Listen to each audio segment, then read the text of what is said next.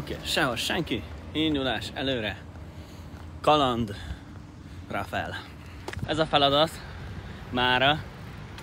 Kerestünk el egy sima, magas falat, ahol nem zavarok senkit se, ahol esetleg még lehetne graffitizni is, meg nem tudom, ilyesmi. Szóval egy falat keresünk, valami elhagyott épület, vagy ilyesmi. Szétnéztem egy Urbex-es oldalon, itt van egy elhagyott épület a közelben, mindjárt oda megyünk és ezt megnézzük. Kézi autómosó, az van odaírva. Ez valamikor egy autómosó volt, akkor ezek szerint. Ó, már lehet, oda is van írva, hogy tilos bemenni. Jó, röpis graffitit oda rakunk. De ez nem rongálás, hogy egy ilyet összegraffitiznek. Főleg, hogy szépen graffitizik össze. Életveszély, belépni tilos. Azt írják. Jó, akkor nem azért tilos belépni, mert hogy ez valakinek nagyon a tulajdona is félti, hanem azért tilos belépni, mert hogy nehogy ráomoljon valakire. Tehát bekamerázva amúgy nincs. Ez biztos nem életveszélyes. Szerintem itt be lehet menni. Maximum nem sétálok be ez alá a szar alá, mert rámomlik, vagy a faszom valami, de körbenézni csak körbe lehet, mert baszkikám.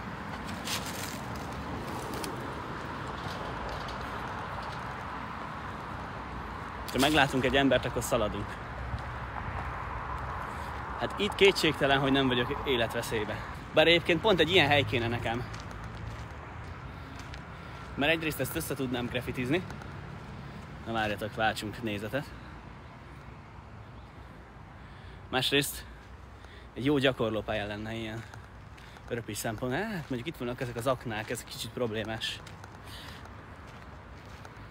Ó, ez jó lenne, csak itt ezt meg benőtték a fák.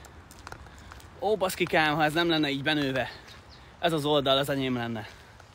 Ez lenne az én helyem. Pont arra gondoltam, hogy találok egy ilyen helyet, valami ehhez hasonlót, akkor azt birtokba veszem, itt kisöprögetek, hogy ez szép tiszta legyen az egész, és csinálok magamnak egy ilyen 20x20-as területet, az így körbe is fújom ilyen fújós festék, meg minden szarral, hogy tényleg így látsz, hogy ez az én gyakorlópályám. És emelről hogy néz ki? Nincs emelről egy jó fal szakasz, ami nincs szétbasztva annyira. Csak már van valami érdekes.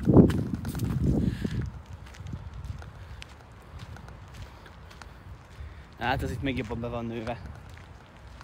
Jó, ezek a vasgecik, ezek bármikor az ember fejére eshetnek, szóval jogos. De azért nem rossz kis hely. Elgondolkozok, hogy mennyi potenciál van benne, de egyelőre nem érzem, hogy megtaláltam volna a helyem. Egy kalandnak azért jó volt szerintem.